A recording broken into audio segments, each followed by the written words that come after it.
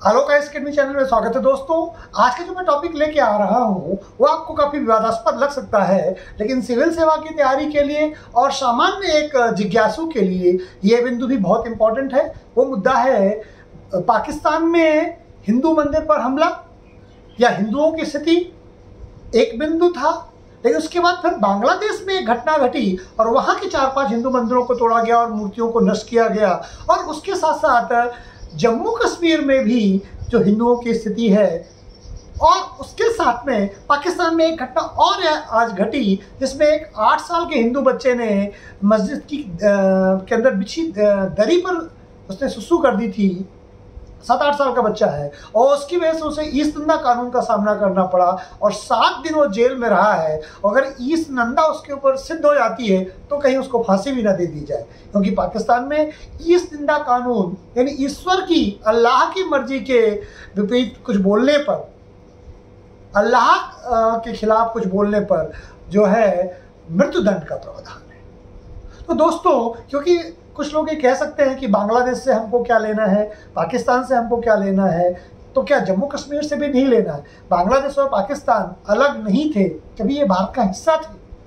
भारत था आज के 74 साल पहले, और भारत का एक मुस्लिम वर्ग जिसने एक नया राष्ट्र मांगा, और हम भाई ही हैं ना, हम वतन, हम साया, हमारा ही देश, हमारी माँ, हमारी ही वसुंधरा, इसी देश के रहने वाले लोगों ने जिद किया कि उन्हें एक नया देश चाहिए, हमने दे दिया।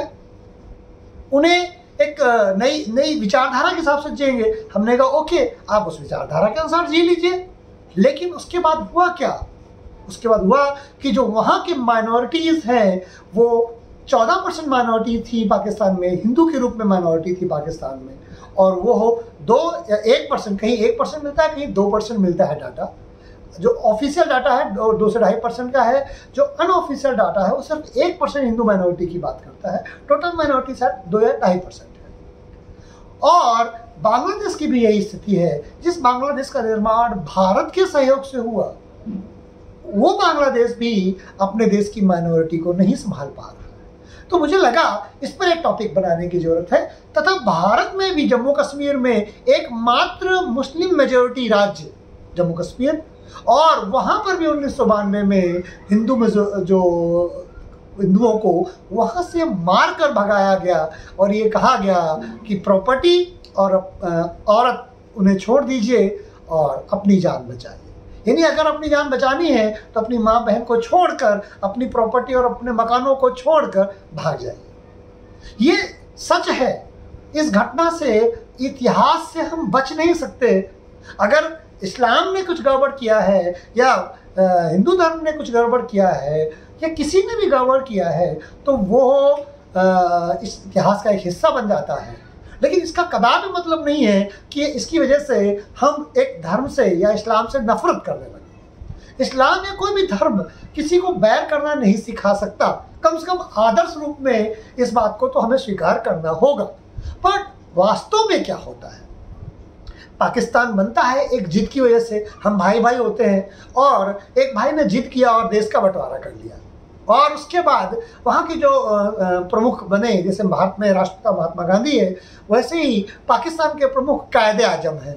लेकिन कायदे आजम ने जब पाकिस्तान को स्वतंत्रता मिली, उनकी व्यक्तिगत महत्वाकांक्षाओं का और अंग्रेजों की दूरदर्शी नीति का परिणाम था पाकिस्तान का बनना। क्यों? क्योंकि अंग्रेज कभी नहीं चाहते थे कि भारत विश्व की शक्ति बने, और ब्रिटिश सत्ता ये जान चुकी थी कि कोई राष्ट्र अगर पॉलिटिकली एक हो गया, भारत जैसा विशाल राष्ट्र, अब भले ही उनके स्वार्थ की वजह से एक हुआ, उन्होंने पूरा भारत विजय कर लिया और एक प्रशासन में लेकर के वो आ गए भारत को, भारत एक हो गया। और उसके बाद अगर यहाँ लोकतंत्र स्टैब्लिश हो जाता, जो कि हो गया, तो भारत विश्व की शक्ति बन जाती। साथ में अगर उसको एनर्जी सिक्योरिटी मिलती, ऊर्जा सुरक्षा मिल जाती, ऊर्जा सस्ती मिलती, तो भारत में, क्योंकि लोकतंत्र को स्थापित करने से नहीं रोक सकते थे, भारत को पॉलिटिकली उन्होंने ही एक किया था अपने राजनीतिक और आर्थिक फायदे के लिए। लेकिन भारत में एनर्जी उसकी कम कर देना चाहते थे, ऊर्जा को नहीं देना चाहते थे भारत को। तो देखेंगे आप कि पाकिस्तान को ऐसी जगह बनाया है, आप वेस्टर्न जो इंडिया है, या पाकिस्तान का जो आज हिस्सा है उसको ऐसी जगह बनाया है कि जिसकी वजह से हम अपने एनर्जी रिसोर्सेज तक हमारी आसानी से पहुंच ना हो सके। इसीलिए भारत पाकिस्तान के रिश्ते मजबूत ना हो, इसमें अंतर्राष्ट्रीय हित है। तो दोस्तों, पाकिस्तान इसलिए भी बनाया गया कि भारत की ऊर्जा जरूरतें पूरी ना हो सके, क्योंकि इराक से, ईरान से हम पेट्रोलियम लाइन डालते, पेट्रोल बहुत सस्ता होता। इतनी महंगाई में पेट्रोल 50 रुपये लीटर से ज़्यादा नहीं होता सरकार के टैक्स लगाने के बाद भी। इतना टैक्स लगने के बाद तो हमारी एनर्जी जो सिक्योरिटी है, ब्रिटिश सत्ता ने जाते जाते उस एनर्जी सिक्योरिटी को तोड़ दिया। और हम डेमोक्रेटिक राष्ट्र होते हुए भी, हम एक यूनाइट राष्ट्र होते हुए भी ऊर्जा हमारी उतनी पूरी तरह से निर्भर नहीं थी या इंडिपेंडेंट नहीं थी। एनर्जी सेक्टर में हम बहुत ज़्यादा डिपेंडेंट थे और बहुत महंगी डिपेंडेंसी थी, और इसकी वजह से विश्व शक्ति बनने में हमें समय लग रहा है। 21वीं सदी भारत की होगी, ये लक्षण दिख रहे हैं, लेकिन हमें 70 से 80 साल या अभी और 20-30 साल रोक के रखा गया, यानी 100 साल हम पीछे हो जाएंगे। 74 साल हो गए हैं, अभी और 10-15 साल लगेगा विश्व में वो स्थान पाने में जो हम 70 से 80 के दशक में ही प्राप्त कर सकते थे। तो ब्रिटिश सत्ता ने हमें ये परिणाम दिया पाकिस्तान निर्माण में। तो केवल जिन्ना की मांग की वजह से पाकिस्तान नहीं बना। हम लोग इतने इनोसेंट, ऐसा लगता है जिन्ना ने मांग किया और हमने बना दिया। कुछ व्यक्तियों और कुछ समूहों के डिमांड पर राष्ट्र का निर्माण नहीं होता है। इस देश की अगर बंटवारा होना था तो केवल मुसलमानों से क्यों पूछा गया? इस देश की पूरी जनता से पूछना चाहिए ना कि आप एक अलग राष्ट्र चाहते हैं, देना चाहते हैं मुसलमानों को या नहीं। एक घर का बंटवारा हुआ तो केवल एक व्यक्ति से, एक वर्ग से पूछा गया। किसी घर के बंटवारे में दोनों पक्षों से बात की जाती है ना, 2 बड़े पक्ष या 4 पक्ष, हिंदू, मुस्लिम, सिख, ईसाई, क्या इनसे पूछा गया? नहीं पूछा गया। तो ये एक हमारी राष्ट्रीय विडंबना है कि जो बंटवारे का आधार है, जो केवल नाराज थे उनसे पूछा गया, जो साथ रहना चाहते थे उनसे तो पूछा ही नहीं गया। और जब बन गया राष्ट्र तो मोहम्मद अली जिन्ना ने कहा था कि आज से ये सभी धर्मों का पाकिस्तान है। लेकिन 1947 से 1950-51 तक आते आते या 52 तक आते आते जो पाकिस्तान है वो इस्लामिक रिपब्लिक ऑफ पाकिस्तान बन गया। वो इस्लामिक राष्ट्र बन गया। रिपब्लिक तो है बट वो इस्लामिक है, वहाँ किसी धर्म के लिए कोई जगह नहीं। हमने एक सेकुलर राष्ट्र चुना। यह अलग बात है कि सेकुलर शब्द का प्रयोग हमने 42nd अमेंडमेंट से किया, 42वें संविधान संशोधन से, लेकिन हम स्वतंत्रता के समय से ही या स्वतंत्रता के पूर्व या हजारों सालों से भारतीय संस्कृति, हिंदू संस्कृति सेकुलर है। हिंदू कभी नॉन सेकुलर नहीं होता। सेकुलर और नॉन सेकुलर दूसरे धर्मों में है। हिंदू स्वभाव से सेकुलर है, वो 84 करोड़ देवताओं को मानता है, तो एक देवता के लिए उसे क्या समस्या है? वो उनको भी स्वीकार कर लेता है। समस्या उन धर्मों के लिए है जो एकेश्वरवाद को मानते हैं। वो एक धर्म से एक ईश्वर से ज़्यादा दूसरा ईश्वर अपने ही धर्म में जब स्वीकार नहीं करते तो वो दूसरे का धर्म कहाँ से मन से स्वीकार करें? तो जो हम बिंदु लेके चले थे मुसलमानों की स्थिति को लेकर के, वो ये है कि पाकिस्तान में हिंदू माइनॉरिटी और लगातार उसका क्षरण हो रहा है। हिंदुओं की जगह वो सुरक्षित नहीं है, और इसीलिए वर्तमान भारत सरकार ने जो पाकिस्तान और बांग्लादेश की माइनॉरिटीज़ हैं उनको भारत में आकर बसने के लिए वो अधिकार दिया। क्यों? क्योंकि हिंदुओं के लिए सिर्फ एकमात्र राष्ट्र है भारत या नेपाल, 1 या 2 राष्ट्र जहां वो शरण पा सकते हैं। और भारत क्योंकि पुराने रूप में पाकिस्तान और भारत एक ही था, बांग्लादेश और भारत एक ही था, तो हम क्योंकि हमसे ही वो टूट के अलग हुआ है, तो ये हमारी ड्यूटी है कि अगर माइनॉरिटीज़ को वहाँ सताया जा रहा है, हिंदू माइनॉरिटी को, तो उनको यहाँ शरण दिया जाए। तो पाकिस्तान में हिंदुओं की स्थिति बहुत ख़राब है, माइनॉरिटीज़ की स्थिति बहुत ख़राब है, और स्पेशली हिंदुओं की स्थिति ज़रूरत से ज़्यादा ख़राब है। आपको नहीं पता हो शायद, पाकिस्तान में जब आप किसी रेस्टोरेंट में जाते हैं खाना खाने, तो आपको बताना पड़ता है हिंदू या मुसलमान। अगर आप हिंदू हैं तो हिंदुओं की प्लेट अलग है खाना खाने के लिए, और मुसलमानों के लिए अलग है। अगर आपने नहीं बताया और धोखे से मुसलमानों की प्लेट में खाना खा लिया तो आपको दंड मिलेगा। यह है पाकिस्तान में, जहां इस्लाम में बराबरी की बात कहता है। मोहम्मद साहब ने तो कभी नहीं कहा ना कि किसी के साथ भेदभाव करो, तो आप कैसे भेदभाव करते हैं? मुझे नहीं पता कुरान के किस हिस्से को एक्सप्लेन करके किया जाता है, या भारत में जब जातीय व्यवस्था का विरोध किया जाता है कि कहते हैं कि हिंदू जो है दलित के यहाँ खाना नहीं खाता था, हमारे यहाँ कमी थी, अभी उस कमी को हमने दूर किया।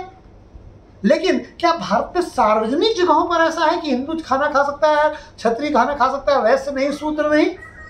क्या सार्वजनिक स्थानों पर हिंदुओं की प्लेटें अलग हैं और भारत में मुसलमानों की प्लेटें अलग हैं?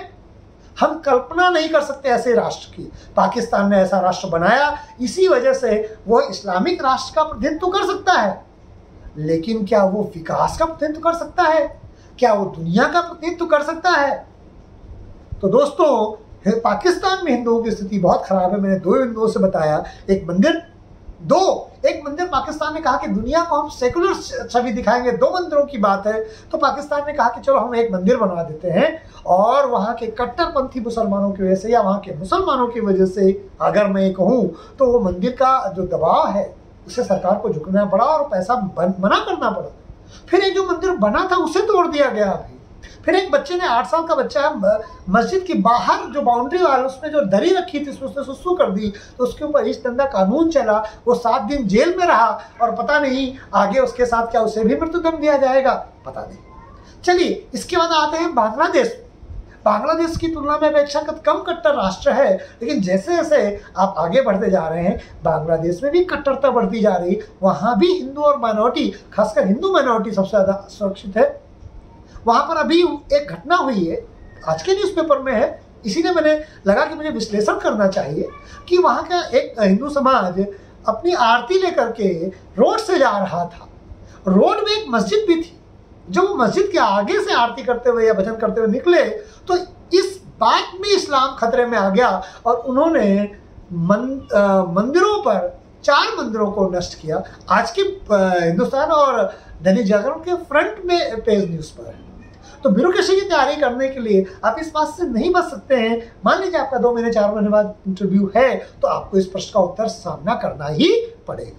इसीलिए मुझे ये वीडियो बनाना ही पड़ता है। कभी कभी ये ऐसे मुद्दे आते हैं जो विवादास्पद होते हैं, लेकिन क्योंकि बिंदु है, वो घटना है, तो उसका विश्लेषण, उसकी एनालिसिस आवश्यक है।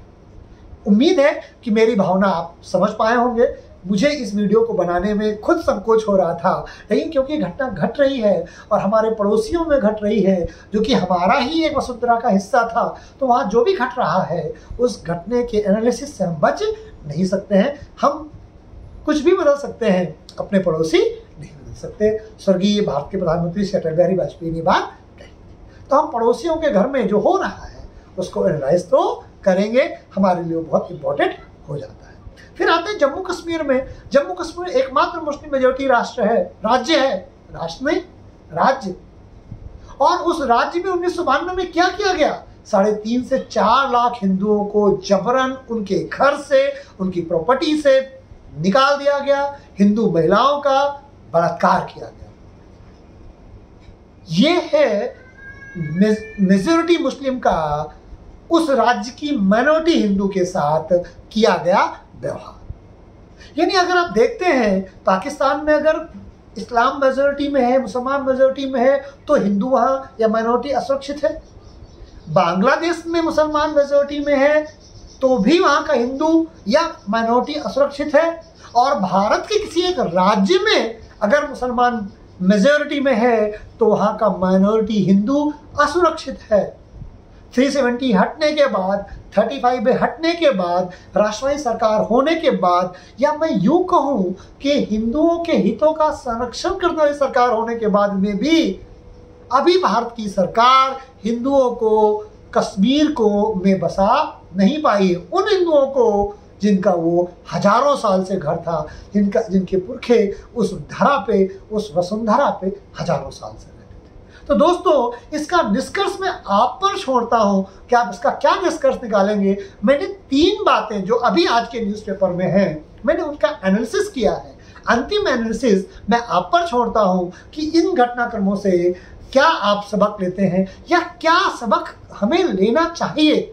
मैं जो सबक लेता हूं, मेरा व्यक्तिगत सबक ये है कि इस्लाम को सारे धर्मों को स्वीकार करने के लिए, नेचुरली वो इस्लाम सभी धर्मों को स्वीकार करे, सभी धर्मों के साथ प्रेम से रहे, तब जब वो माइनॉरिटी रिलीजन हो किसी राष्ट्र में। जब इस्लाम मेजॉरिटी रिलीजन हो। जब इस्लाम किसी राष्ट्र में माइनॉरिटी रिलीजन होता है तो वो तो एडजस्ट करके रहता है, अभी तक का चरित्र है। लेकिन जैसे ही वो मेजॉरिटी रिलीजन में आता है वो अपने माइनॉरिटीज के साथ उतना अच्छा व्यवहार नहीं करता जितना जब वह स्वयं किसी राष्ट्र में माइनॉरिटी होता है तो उम्मीद करता है।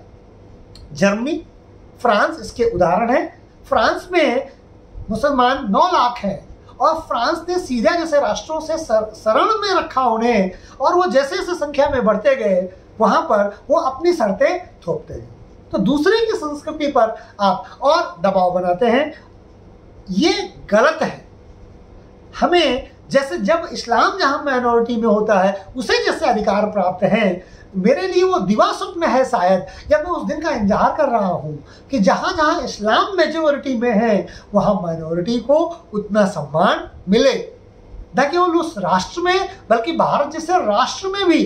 कश्मीर में मेरी तमन्ना है कि जैसे मुसलमानों को यूपी में सम्मान मिलता है, एमपी में सम्मान मिलता है माइनॉरिटी होने के बाद में, ठीक है, केरल में सम्मान मिलता है, कर्नाटका में सम्मान मिलता है, उड़ीसा में सम्मान मिलता है, तो जम्मू कश्मीर में हिंदुओं को सम्मान क्यों नहीं मिलता? हिंदुओं को अपने घर क्यों लुटवाने पड़ते हैं? हिंदुओं का रेप क्यों होता है उनकी बहनों का? ये एक प्रश्न है। इसीलिए अगर ईश्वर मुझसे पूछे कि आप धरती के लिए क्या चाहते हैं तो मैं यही कहूँगा कि हे ईश्वर, इस्लाम को इतना मॉडरेट बना दीजिए कि वह अपनी माइनॉरिटी के साथ में सम्मानपूर्वक व्यवहार कर सके, जिससे धरती और बेहतर बन सके रहने के लिए। तो दोस्तों, आज का वीडियो इस विश्लेषण के साथ मैं समाप्त करना चाहूँगा कि इस्लामिक जो चरित्र है उसका सुधार जरूरी है, इस्लाम में लोकतंत्र जरूरी है, इस्लाम में जो बाहरी धर्म के लोग हैं उनके प्रति तहे दिल से सम्मान जरूरी है। अगर ये हो जाता है तो धरती और बेहतर जगह बन जाएगी रहने के लिए।